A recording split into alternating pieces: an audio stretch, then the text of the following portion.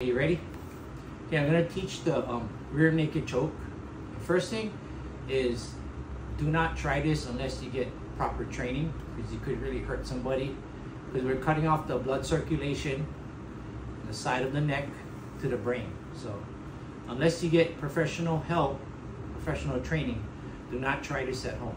Okay, that's my number one disclaimer. Okay, I'm going to go over the rear naked choke. First thing we want to do is have control of their hips. So we need our hooks. This will stop him from turning. Okay. I want to start in a seat belt, and then I want to come up with the top arm as my choke arm to grab his shoulder.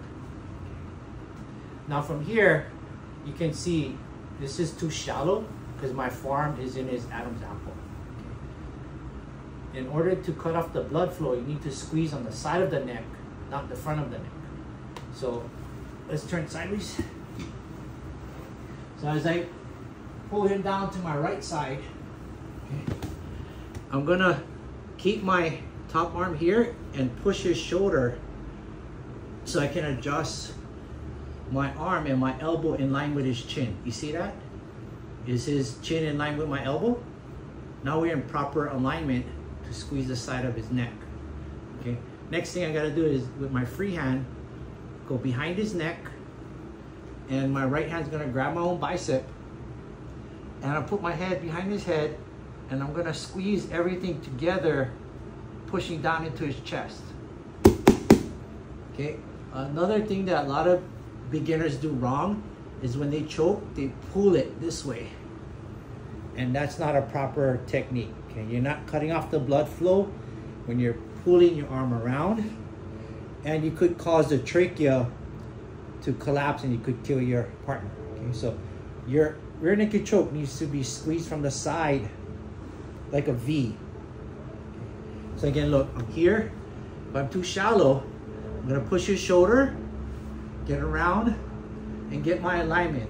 My elbow needs to be in line with his chin. Then this hand goes behind his neck, and I grab my bicep. And when I squeeze, I'm going to squeeze everything in and pressure downward towards his chest. Okay.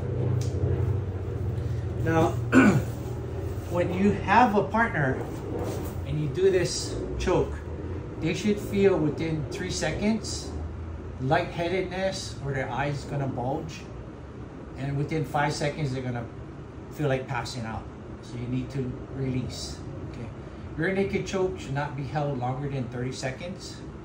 One, you're doing it wrong, or you could kill the person. Okay. And then, if you're training in a school and you're getting submitted, okay, especially on a rear naked choke like this here, anytime you feel you're passing out or you feel any harm, make sure you tap your partner and they stop. Okay. If you're doing it wrong, like this, tap, they stop. Okay, that's what tapping is for. And proper training, again, from a professional black belt or some self-defense certified trainer. Remember, rear naked choke is from the side and not from the front. One more variation I'm going to show here is when I come around and grab, maybe he's too big or too fat for me, I'm gonna modify this choke. Okay, some guys got too big neck or too big shoulder, and I cannot grab my own bicep. So I'm gonna go hand to hand, gable grip, come around his neck, and this gable grip, I'm gonna clamp my left forearm behind his back, and my hand to hand grip here, and use my head, and the same squeeze it in. Okay.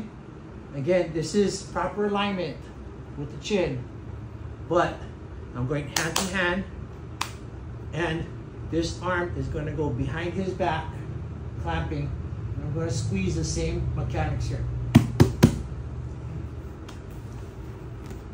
All right, so that's the rear naked choke.